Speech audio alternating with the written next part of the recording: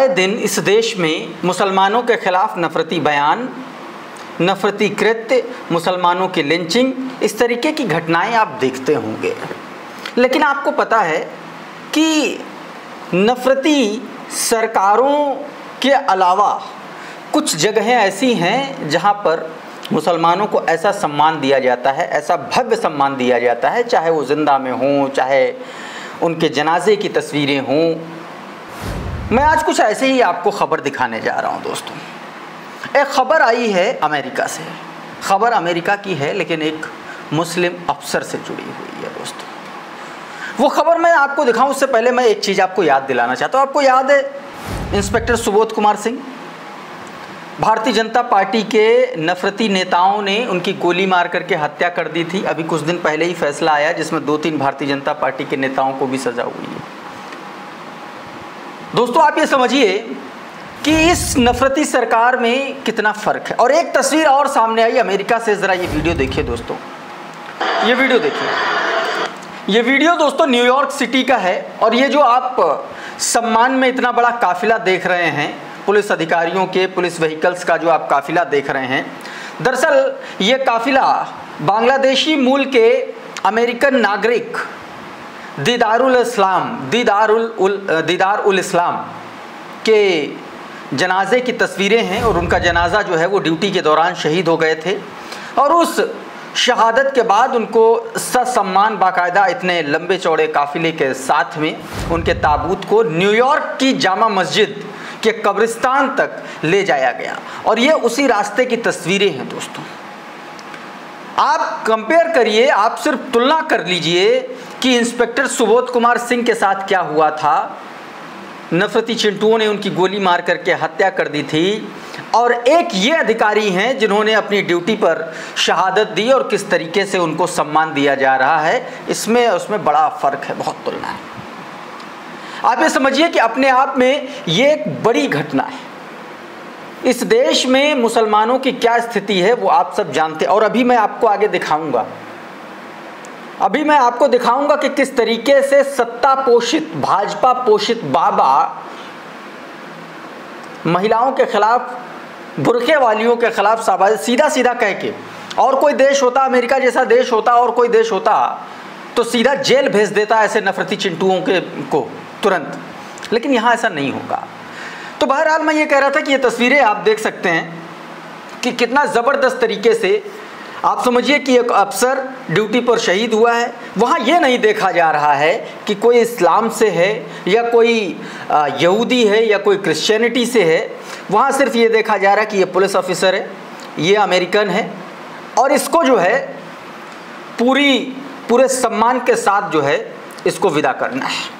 और ये उसी विदाई की तस्वीरें हैं दोस्तों। इसको लेकर के द न्यूज़ बास्केट नाम का ट्विटर हैंडल है, उसने बाकायदा ये वीडियो जारी किया जिसमें यह कहा गया कि बांग्लादेशी मूल के अमेरिकन नागरिक दीदारुल इस्लाम अपनी ड्यूटी के दौरान मारे गए। उनके ताबूत को न्यूयॉर्क की जामा मस्जिद कब्रिस्तान तक ले जाते समय का ये दृश्य देखिए। इसके बरक्स भारत में पुलिस अधिकारी सुबोध सिंह हिंदुत्ववादी लफंगों के हाथों मारे जाते हैं तो मुख्यमंत्री लफंगों का सम्मान करता है। हम विश्व गुरु नहीं, हमें दुनिया से बहुत कुछ सीखना है, साफ तौर पर यहाँ पर द न्यूज़ बास्केट की तरफ से कहा गया। और क्या सीखना है? सीखना चाहिए धीरेन्द्र शास्त्री जैसे लफंगों को, धीरेन्द्र शास्त्री जैसे नफरती चिंटुओं को, जो साफ तौर पर समाज में वैमनस्य फैला रहे हैं, जो साफ तौर पर समाज में नफरत फैलाने का काम कर रहे हैं और सीधा सीधा बयान दे रहे हैं कि तुम काली बनो, तुम जो कुछ भी बनो, लेकिन तुम बुरके वाली मत बनो। क्या कह रहा है आप सुनिए ज़रा। तुम लक्ष्मी बन, तू काली बन, पर कभी ना बुरके वाली बन। देश में बहुत जिहाद चल रहे हैं, लव जिहाद, लैंड जिहाद, थूक जिहाद। पहले ये लोभ लालच देकर, प्रेम दिखाकर, झांसा दिखाकर के हिंदुओं की बहन बेटियों को अपने झांसे में लेते हैं। इनका मंसूबा, इनका उद्देश्य ही है सर तन से जुदा करना। हमारी यही चिंता है कि आने वाले हिंदुओं की बेटियों का क्या होगा।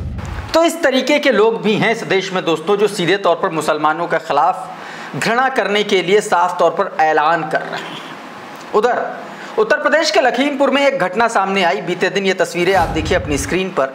ये गुंडे हैं, मैं इनको कांवड़िया नहीं कहता, ये गुंडे हैं जो धर्म की आड़ में मुसलमानों को निशाना बनाने निकले हैं दोस्तों। आप देखिए किस तरीके से यहाँ पर गुंडाई हो रही है। दरअसल हुआ ये है कि एक मुस्लिम युवक की जो अपनी पत्नी के साथ जो अपनी पत्नी को जो है कहीं पर जा रहा था और इसी दौरान उसकी गाड़ी की साइड जो है कांवड़ से लग गई, कांवड़ से टकरा गई और इतना होना था कि इस्लामुद्दीन जिसका नाम बताया जा रहा है उसको बुरी तरीके से पीटा इन गुंडों ने और उसके बाद दोस्तों उसकी पूरी कार तोड़ दी और उसके सामने देखिए किस तरीके से कार तोड़ी जा रही है। आप देखिए ये आम बात हो चली है दोस्तों। किसी और सभ्य देश में, किसी सभ्य समाज में इस तरीके की घटनाएं आपको देखने को नहीं मिलेंगी कि वहाँ पर भक्त के भेष में जाहिल गुंडे मर्डरर इस तरीके का काम कर रहे हो दोस्तों। आप देख लीजिए ये तस्वीरें।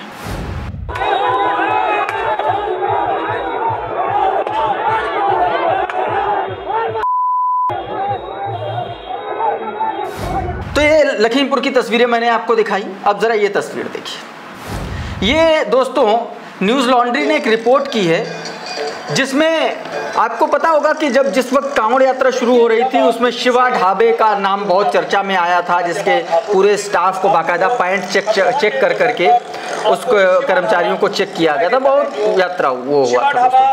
अब ये ढाबा दोस्तों बंद है। न्यूज़ लॉन्ड्री की आप ये रिपोर्ट देखिए। ये कांवड़ यात्रा के चलते पूरा ढाबा देखिए पूरी तरीके से बंद कर दिया गया है। एकदम वहां पर सन्नाटा पसरा हुआ है। न्यूज़ लॉन्ड्री ने बाकायदा ये वीडियो जारी किया जिसमें लिखा गया कि शिव के नाम से चलने वाले शिवा ढाबे को शिव भक्तों की वजह से ही बंद करना पड़ा।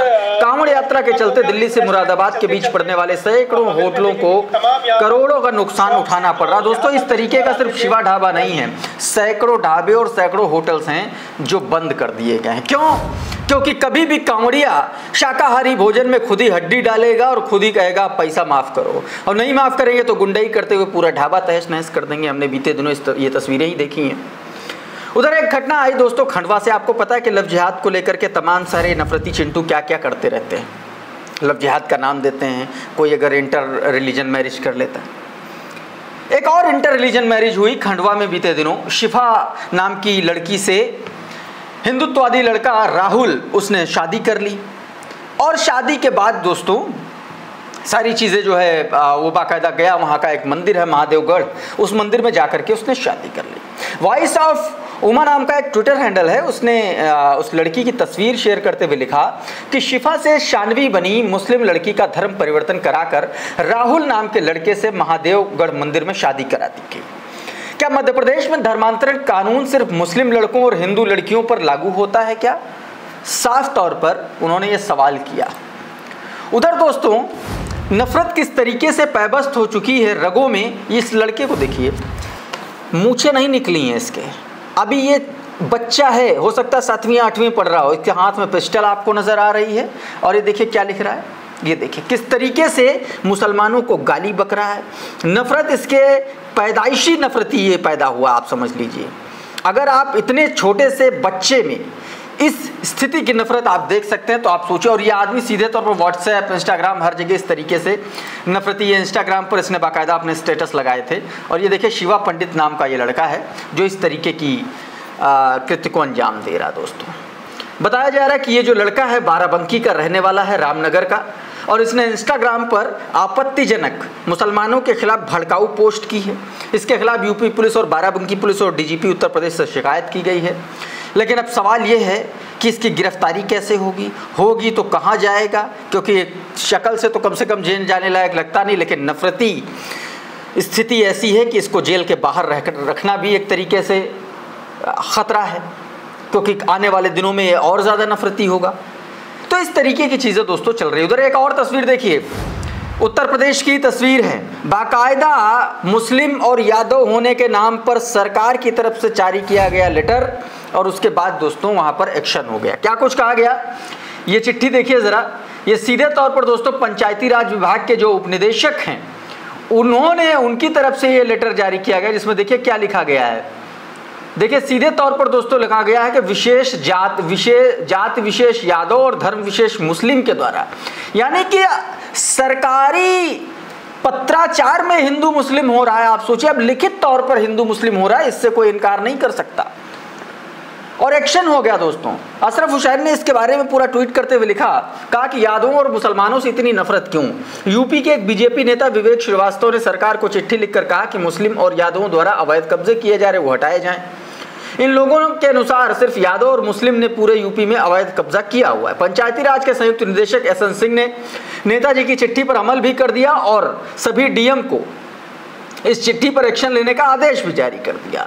लेकिन सीएम योगी आदित्यनाथ इस आदेश से नाराज दिखे, उन्होंने एसएन सिंह को तत्काल प्रभाव से सस्पेंड कर दिया।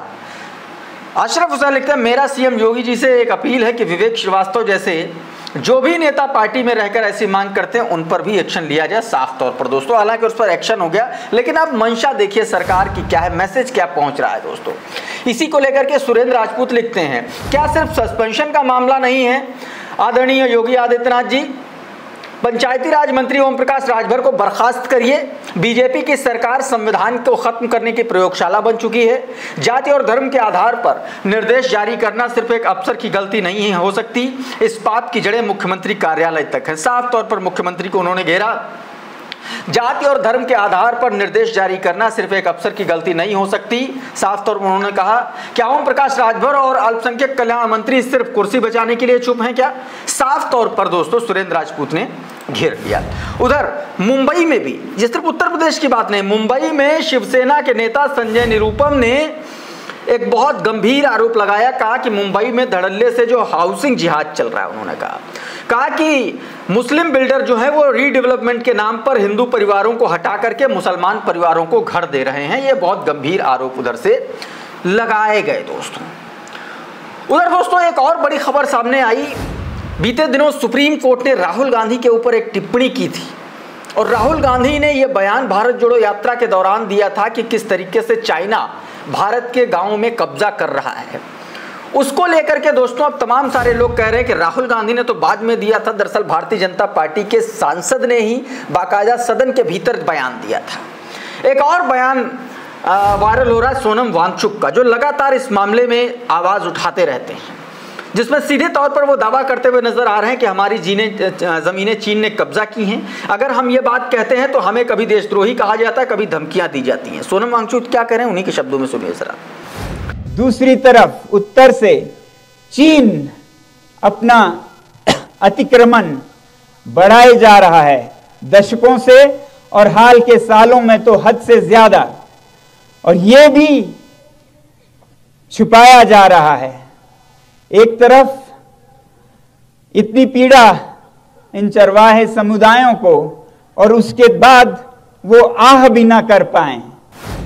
साफ तौर पर दोस्तों सोनम वांगचुक ने इसको लेकर के बातचीत की। उधर प्रधानमंत्री नरेंद्र मोदी को कांग्रेस के प्रवक्ता ने बुरी तरीके से घेर दिया उनकी लाइफस्टाइल को लेकर के। उनकी घड़ी क्या है, कहां की है, कितने की है, उनका पेन कितने का है।